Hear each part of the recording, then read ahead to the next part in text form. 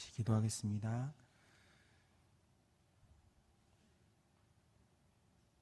하나님 감사합니다.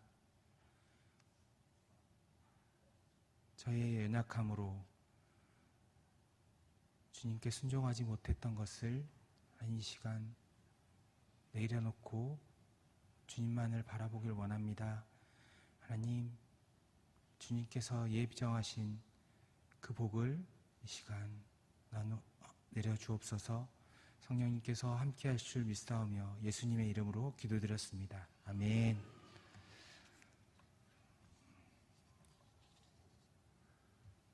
오늘 말씀의 제목은 후회 없는 사랑입니다. 옛날에 이런 노래가 있었습니다. 아시는 분 계실 텐데, 사랑했었어 후회 없는 사랑을 했어. 아세요? 네. 역시 거룩하셔서 저는 세상의 노래방에서 이 노래를 자주 불렀는데요. 이 다음 구절이 이겁니다. 한때는 전부였지만 이렇게 사랑했는데 이제 돌아서서 뭐 이렇게 헤어지고 나서 후회하고 뭐 그런 내용인데, 한때는 전부였던 그것을 뭐 그런 내용입니다. 이렇게 사람은 누구나 후회를 하고 살아갑니다. 사랑하는 사람과 헤어지고 나서 내가 그때 좀 더 잘해줄 걸, 이런 후회를 하기도 하고, 대학생분들은 대학교를 거치신 분들이나 내가 원하는 과가 있는데 대학교 이름을 더 좋은 곳을 선택하기 위해서 과를 포기하고 나중에 후회를 하는 경우도 있습니다. 부부싸움을 하다가 보면 뒤돌아서서 후회가 될 때가 있습니다. 이때 이 말을 안 했어야 했는데, 두 가지가 나오는데, 화가 덜 풀렸을 때는 이제 이 말을 했어야 됐는데 내가 그 말을 못해서 반격을 못했구나, 이렇게 이런 후회들을 하기도 하는데요. 인간이 갖는 한계성, 불완전함은 저희가 누구나 다 알고 있습니다. 하지만 하나님이 불완전하시다, 하나님의 한계에 대해서 우리는 그런 건 생각할 수가 없습니다. 하나님은 모든 것을 아시고 전지하시고 완벽한 존재라는 것을 저희가 배워서 경험해봐서 다 알고 있기 때문입니다. 하지만 자라나는 청소년들은 그것에 의문을 제기합니다. 덮어놓고 믿어, 그냥 기도해, 이런 말들을 굉장히 싫어합니다. 논리적으로 이해가 안 가면 그게 믿어지지가 않습니다. 왜냐하면 실수하고 후회하고 싶지 않기 때문입니다. 전부인 줄 알고, 예수님 얘기를 듣고 내 전부인 줄 알고 인생을 걸었는데, 유다가처럼 마지막에 그게 아니라는 것을 알고, 내가 원하던 것이 아니라는 것을 알고 돌아섰던 것처럼, 내가 찾는 진리가 예수님이 아니라면 어떡하지? 라는 두려움이 있습니다. 오늘 이 자리에는 예수님께 내 전부를 거는 것이 두려우신 분들도 계실 것입니다. 그래서 한 발만 담그고 계신 분도 계실 것입니다. 내 앞에 내 삶이 명확해지지 않으면 두려운 것입니다. 그래서 나의 틀 안에서 성경의 말씀을 해석해보고 이해가 가지 않는 일이면 내가 아는 선에서 축소하고 단순하게 이런 거구나, 내 경험에 비유해서 이해하곤 합니다. 그리고 그건 아니면 그건 없는 일이다 라고 이해하시기도 합니다. 그런 것을 들어 신기한 일, 신비로운 일, 기이한 일이라고도 합니다. 오늘 본문에도 이런 신비한 일이 나옵니다. 이스라엘의 더러가 우둔해져서 예수님이 구세주인 것을 모르자 그 덕분에 이방인들이 예수님을 알게 되고 구원을 얻었다는 것입니다. 이게 무슨 신비냐라고 얘기하실 수도 있습니다. 하지만 그 시대 사람들에게는 이스라엘에게만 구원이 있다고 생각했습니다. 외국에 정말 돈 주고도 가기 힘든 정말 좋은, 누구나 그 호텔에 가고 싶어하는, 선망하는, PPT 좀 보여주세요. 선망하는 그런 곳이 있었습니다. 그런데 그곳은 그 나라 사람이 아니면 절대 조건이 있는데 그 나라 사람이어야 이 호텔에 들어갈 수가 있습니다. 그런데 어느 날 평범해 보이는 한 사람이 나타나서 이 호텔에 자기가 주인의 아들이라고 얘기를 하면서 내가 초대하겠다라고 얘기를 합니다. 그래서 사람들은 그 사람의 남루와 옷차림을 보고 거짓말하는 것 같은데 라고 하면서 믿질 않습니다. 그 아들은 아버지의 생신을 기념해서 저곳에 많은 사람들을 초대해서 이런 축하를 하려고 그 사람들을 초대하려는 건데 사람들이 믿지 않았습니다. 그래서 그 아들은 그 옆에 나라에 가서, 다른 나라에 가서 이 사실을, 이 초대를 하고 다녔습니다. 그러자 그 중에선 몇몇은 믿고 그 아들을 따라간 사람도 있었고, 안 믿고 따라가지 않는 사람도 있었습니다. 따라갔던 그 사람들은 자신의 전부를 잃을 수도 있는 그 여행길에 올랐습니다. 그 사람들은 자기가 들어갈 수 없음에도 불구하고, 그 나라 사람이 아님에도 불구하고 처음에 초대를 거부했던 그 나라 사람들 덕분에 다른 나라에 살던 사람들인 이 사람이 그 호텔에 가보게 되었습니다. 제가 이야기로 얘기를 했지만 호텔은 하나님의 나라입니다. 주인의 아들은 예수님입니다. 중학교 때 제가 교회에 와서 처음 설교했을 때 교회 다니게 된 납치당한 사건을 혹시 기억나시나요? 중학교 때 제가 그 납치하다시피 저를 이끌었던 그 친구는 지금 교회에 나가지 않고 있습니다. 지방에, 저희 고향에 있는데 이스라엘 통해서 저희가 믿게 됐고 지금은 이스라엘에 그 복음을 저희가 전하고 있습니다. 제가 청년 때 궁금했던 것이 있었는데 하나님께서 왜 자유의지를 가지고 선택하는 모든 상황을 다 제가 자유의지를 가지고 선택하는데 다 알고 계실까?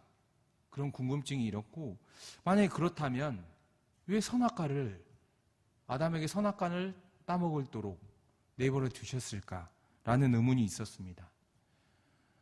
더 쉽게 예를 들어보면 장로 교인이 뷔페에 갔습니다. 장로 교인은 예정론을 믿는데 뷔페에 갔는데 음식 하나하나에 멈춰서서 이 새우를 보고 기도하는 것입니다. 그리고 그 다음 돈가스를 보고 기도하는 것입니다. 가는 곳마다 멈춰서서 기도하자 옆에 있던 사람이 궁금해서 물어봅니다. 왜 멈춰서서 기도하시나요? 이렇게 물어보니까 이 음식이, 이 새우가 하나님이 저에게 먹으라고 하신 것인지, 그걸 예정에 맞는 음식인지 그걸 물어보는 중입니다. 제가 극단적으로 예를 들었지만 하나님의 예정과 인간의 자유의지 사이에 충돌되는 부분이 성경의 곳곳에 있습니다. 그 부분을 생각해보고 관심을 갖게 해주는 그런 이야기입니다. 이런 이야기는 또 있는데요. 대표적으로 바울이 제수로서 로마에 가는 배를 타고 로마에 가는 상황이 있었습니다. 그러다 태풍을 만났는데 이 태풍이 배에 침몰하려고 할 때 바울에게 하나님이 이 모든 배의 사람들을 구원하겠다라고 알려주셔서 바울이 예정을 하는 거죠. 이 모든 사람들을 다 당신들을 구원할 것이다. 걱정하지 말아라 라고 하셨습니다. 그리고 나서 바울이 갖가지 노력들을 합니다.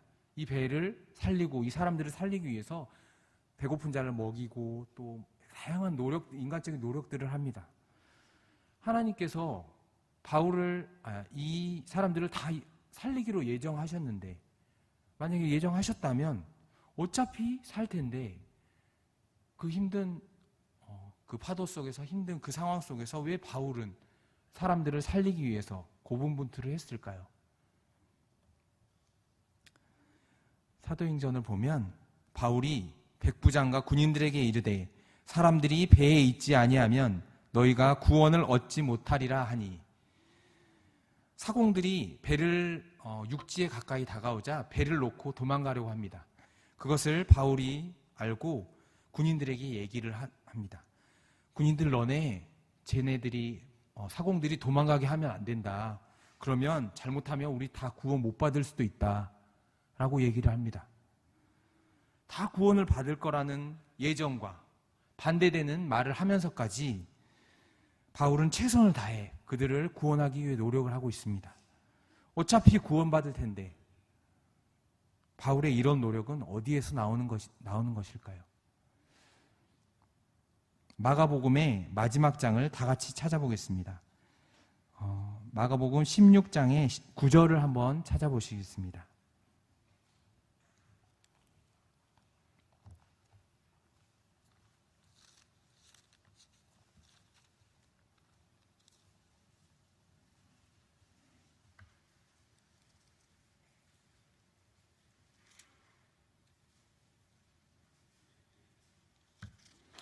(9절부터)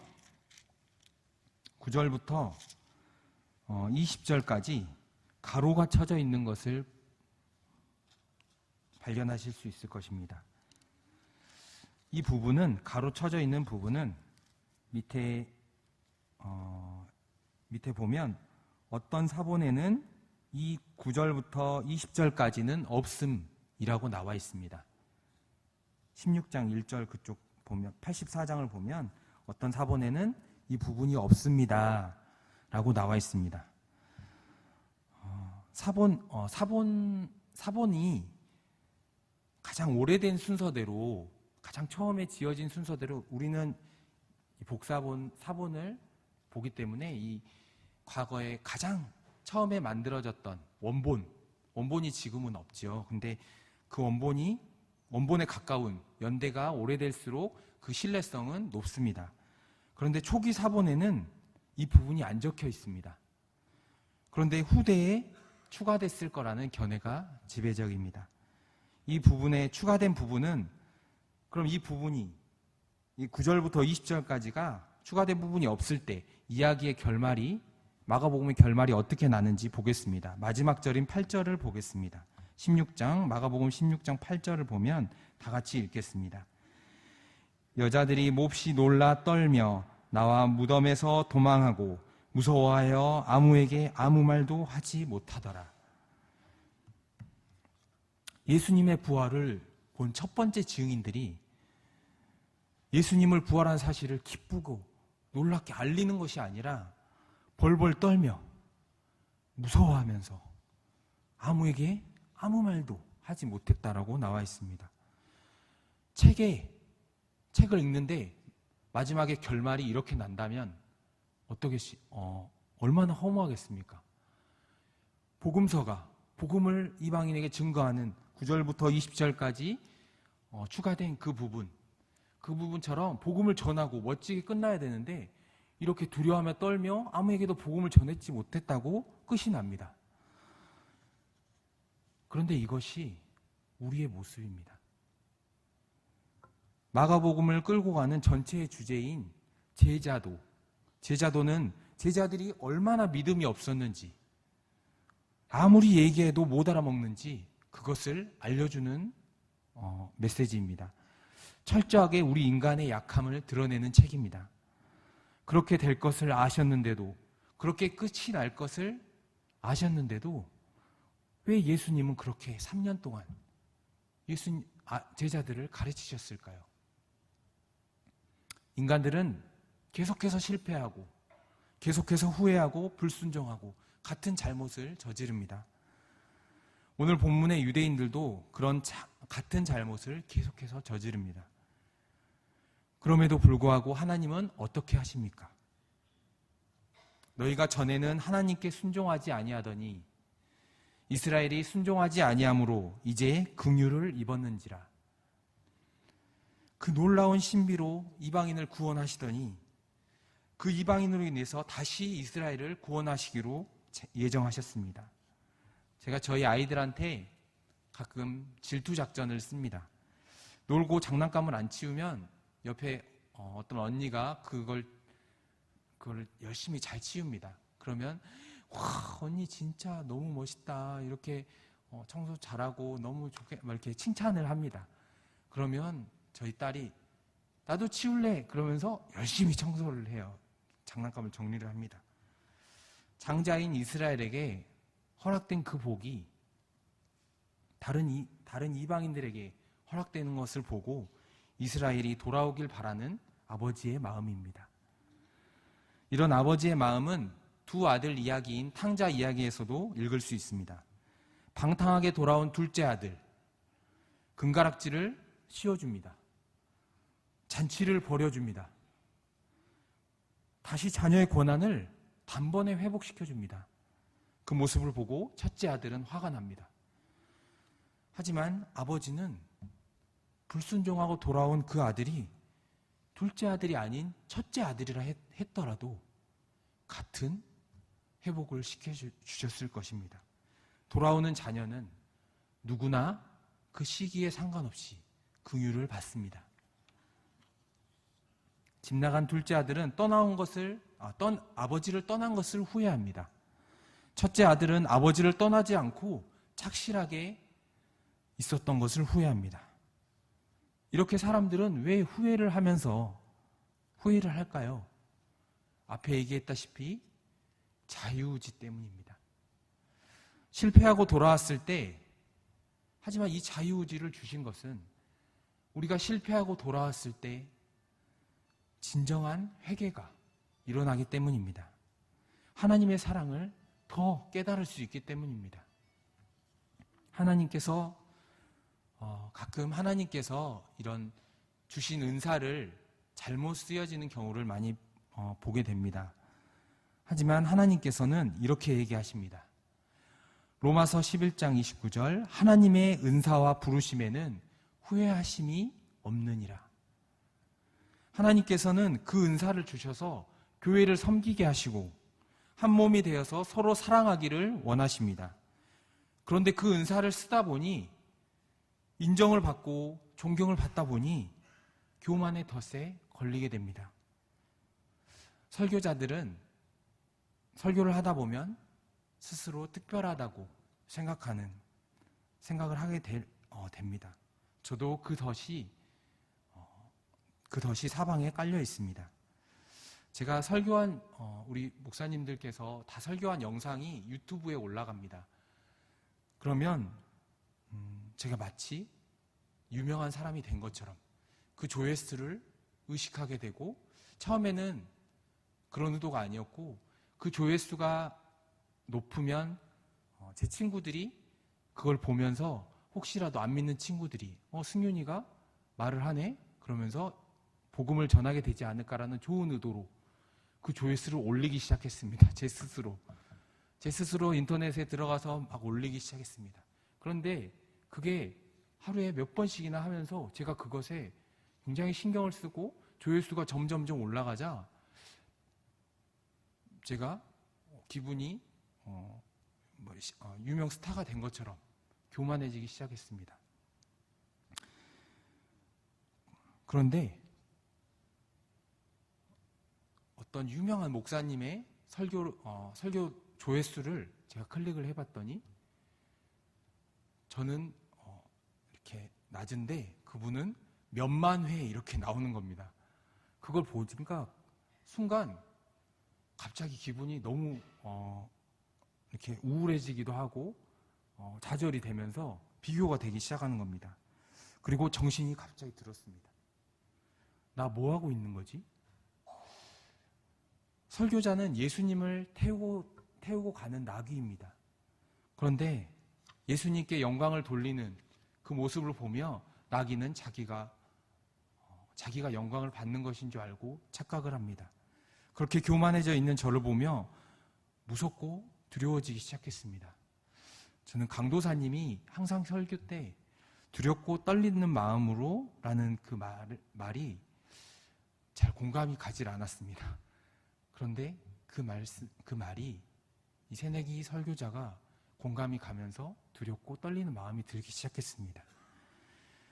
그런데 하나님께서는 그 은사와 그 부르심에는 후회하심이 없다고 하십니다. 마치 장군이 전쟁에 실패하고 돌아왔는데 자신을 그 왕이 나는 너를 장군으로 세운 것을 후회하지 않는다 라고 하시는 것 같았습니다. 여러분에게는 어떤 귀한 은사가 있으십니까? 많은 은사들 중에 그 은사들을 하나님께서 주셨음을, 그리고 혹여라도 나의 은사에 의해서 그 은사가 빛을 발하지 못하고 나의 자유의지에 의해서, 나의 불순종에 의해서, 나의 연약함에 의해서 하나님의 계획이 어긋나고 있는 것처럼 느껴지신다면, 마음이 어려우시다면 이 하나님께서 후회하지 않는다는 그 메시지를 기억하시기 바랍니다. 예수님께서 제자들을 임명합니다. 예수님의 시신을 거둔 마리아와 요셉 말고는 이 정식 제자들 중에는 다 배신하고 도망을 갔습니다. 그러자 예수님께서 너네 그럴 줄 알았어. 니네를 제자로 임명한 게 진짜 후회스럽다 라고 하셨습니까? 하나님은 완벽하신 분입니다. 후회하시질 않습니다. 하지만 인간은 후회를 합니다. 매우 자주 합니다. 제가 한문 급수를 따려고 하는데 선생님의 말을 듣지 않고 자기 마음대로 하게 되면 얻게 되는 급수가 있습니다. 후회 막급입니다. 너무 진지해지신 것 같아서. 나의 의지로 사는 삶은 후회할 수밖에 없는 불완전한 선택의 연속에 있습니다. 야곱에게 경건하지 않은 것을 돌이키겠고, 이 경건하지 않은 것이란 야곱의 불순종을 말하는 해석이 있습니다. 그런데 저에게 개인적으로 이거는 이렇게 해석이 되었습니다. 야곱이 형을 속여서 장자권을 뺏은 사건이 생각이 났습니다. 장자였던 이스라엘의 일부는 이 에서처럼 우둔해져서 팥죽 한 그릇에 팔아버렸습니다. 그 덕분에 이방인들, 장자가 아닌 이 야곱에게 축복이 흘러갔습니다. 그런 속이는 야곱이지만, 불경건한 야곱이지만, 불순종하는 야곱이지만 결국 하나님의 인도를 받아서 다시 돌아와야 할 곳으로 돌아왔습니다. 저희가 벌어지지 않는 미래의 상황 속에서 엄청난 두려움에 휩싸인 하나님은 찾아오셨고, 결국 야곱은 에서 형님과 화해하고 경건치 못한 죄들을 용서받았습니다. 오늘 본문의 저자인 바울이 이 로마서를 쓴 목적은 로마 교회의 기독교인들이 당시 두 파로 나누어져 있었기 때문입니다. 유대인과 이방인들이었습니다. 유대인들은 글라우디오라는 왕의 명령 때문에 고린도에 추방되었다가 네로 왕이 즉위하자 돌아오게 됐습니다. 그러자 그동안 교회를 이루는 기독교 주체가 이방인들로 바뀌어 있는 상황이었습니다. 그러자 서로 비판하면서 화합하지 않고 싸우고 있었습니다. 그런 로마 교회에게 바울은 다시 한번 복음에 대해서 세세하게 알려주면 서로 화해하고 선교적 공동체를 이룰 수 있을 것이라는 그것을 확신하고 이 편지를 미리 보낸 것입니다. 오늘 선교 주일 예배는 아니지만 마리아 주간 예배입니다. 사람의 척추가 다 중요하다고 이제 가정해 보겠습니다. 제가 의학 지식이 없어서 제가 그냥 임의로 정했는데 15번, 16번 척추가 있다고 해보겠습니다. 그러면 그 부분이 가장 중요하다고 하면 교회가 서는데 그 15번, 16번 뼈가 마리아 분들이라고 생각하시고 그것을 귀하게 여겨주셨으면 좋겠습니다. 이 예수님께서 이 상징적인 부활을 왜 남자가 아닌 그때 당시에 여자의 그런 상황이 있잖아요. 그런데 남자가 아닌 여자에게 가장 먼저 보이셨는지 한번 깊게 묵상해 보셨으면 좋겠습니다. 그렇다고 남자분들 너무 실망하지 마시고 서운해하지 마시기 바랍니다. 마리아가 아니신 여자 성도님들도 서운해하지 마십시오. 하나님께서 모든 지체를 소중하게 지으셨습니다. 그리고 그 지체가 서로 사랑으로 섬기기를 원하십니다. 내부에 적이 없을 때 하나가 될 수 있습니다. 외부적으로 그럴 때 외부적으로 선교할 수 있는 교회가 됩니다.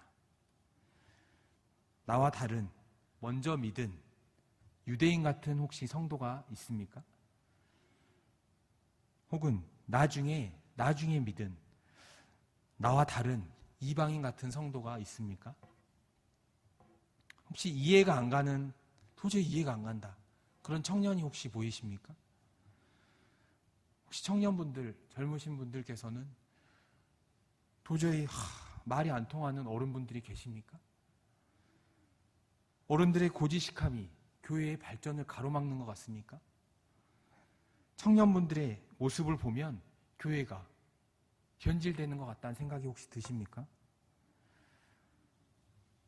로마서에 보면 헬라이나 야만인이나 지혜 있는 자나 어리석은 자에게 다 내가 빚진 자라. 오직 당을 지어 진리를 따르지 아니하고 불의를 따르는 자에게는 진노와 분노로 하시리라. 나와 다른 모든 사람들이 내가 빚진 자입니다. 나에게 손해를 주는 것 같은 사람들은 그 사람도 하나님께서 붙여주신 사람입니다. 당을 지어 팔을 나누고 진리인 서로를 사랑하는 것을 실천하지 못하는 자들, 불의를 따르는 자들에게는 하나님의 진노가 임한다라고 분명히 얘기하고 있습니다. 사랑하지 않는 것은 죄인 것입니다. 그런데 저희가 사랑할 수 있습니까? 가장 고민이 진짜로 사랑이 되질 않는 그 부분입니다. 해봤는데 안 돼. 도저히 저 사람은 나랑 안 맞아. 에이, 사랑 안 한다고 죄는 아니지. 오직 당을 지어 진리를 따르지 아니하고 불의를 따르는 자에게는 진노와 분노로 하시리라. 죄는 끈질깁니다. 하지만 아무리 끈질긴 죄조차도 하나님께서 우리를 영화롭게 하시는 성령의 열매를 맺게 하려는 노력보다 끈질기실 수는 없습니다. 실수하고 후회하고 싶지 않은 그 두려움, 전부인 줄 알고 내 전부를 걸었는데 그게 진리가 아닐 수도 있다는 두려움. 오늘 이 자리에서는 예수님께 전부를 거는 것이 두려워서 한 발만 걸치고 계셨던 분들은 예수님께서는 이미 우리를 위해 자기의 전부를 내던지셨음을 기억하시기 바랍니다. 그분은 나를 위해 자신의 모든 것을 희생하셨습니다. 두려움이라는 감정, 십자가 앞에서 느껴지는 그 두려움, 그 감정조차 내려놓고 인간으로서 인간의 몸을 가지고 있으니 불순종할 수 있는 그 자유의지를 가지시고도 모든 것을 던지셔서 후회 없는 사랑을 하고 가신 것입니다. 그 사랑을 경험한 바울이 하나님의 선하신 예정을 믿고 최선을 다해서 예수님처럼 후회 없이 피곤하게 살아가신 것입니다. 하지만 바울이라서 가능했던 것이 아니라 그 힘은 예수님이 바울과 함께 하셨기 때문입니다. 그런 바울이 이해한 하나님의 놀라운 신비를 이렇게 마무리하고 있습니다.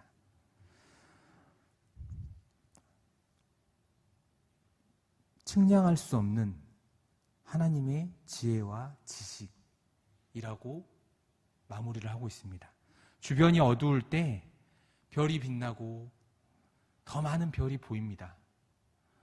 주변의 상황이 계속된 실패가 되고 죄에 넘어지면 우리의 상황은 더 어두워질 수 있습니다. 그럴 때일수록 고개를 들어서 고개를 들어서 하늘을 보면 별이 더 잘 보입니다. 가만히 시선을 하늘로 고정하면 더욱 많은 별이 보입니다. 아브라함에게 하신 약속이 떠오릅니다. 하지만 그 많은 별들이, 저 많은 별들이 보인다고 해서 이 우주에 저 뒤쪽에 있는 다른 공간에 있는 이 무한한 우주에 있는 별들이 전부 저희 눈에 보이는 것은 아닙니다. 누가 먼저 주께 드려서 갚으심을 받겠느냐? 믿음의 눈을 들어서 저희가 주를 보게 한 것도 주님이시고, 나에게 찾아오신 것도 주님이시고, 모든 것을 우리를 위해 던지신 것도 주님이십니다. 이제 우리가 던져야 될 때입니다. 우리 이 시간 다 같이 눈을 감고 다 같이 기도했으면 좋겠습니다. 우리에게 최대한의 자유의지를 허락하신 주님, 그 안에서 지키시고 사랑하시고 그 주님의 사랑이 한없음을 찬양하면서 다 같이 주님 내 안에 오셔서 후회 없이 이 세상 주님처럼 살게 해달라고 다 같이 기도하고 예배를 마치고자 합니다. 다 같이 기도하겠습니다. 하나님 감사합니다. 저희 아버지 되신 주님이 이 자유의지를 가지고 이 세상에 이 아이를 보내시고 위험한 곳에, 가장 위험한 곳만은 보호해 주시면서 어떤 곳을 가든 어떤 곳에서 만지고 보고 하는 것들 실패하고 두려워하며 그것들 가운데서도 지키시고 보호하시는 줄 믿습니다. 하나님, 그렇게 자유의지를 주신 주님, 저희의 자유의지가 하나님의 뜻을 바라보는데 그 뜻으로 갈 수 있게 하여 주옵소서. 하나님을 사랑하는데 이 자유의지가 쓰여질 수 있게 하여 주옵소서. 스스로, 하나님의 자녀가 스스로 사랑을 고백할 때 아버지의 마음이 정말 감동이 되듯이 그런 고백들이 우리 마음속에, 그런 행동들이 주님께 보여지는 그런 행동들이 흘러나올 수 있도록 하여 주옵소서. 성령님, 저희와 앞으로 일주일간 함께하여 주옵소서. 예수님의 이름으로 기도드렸습니다. 아멘.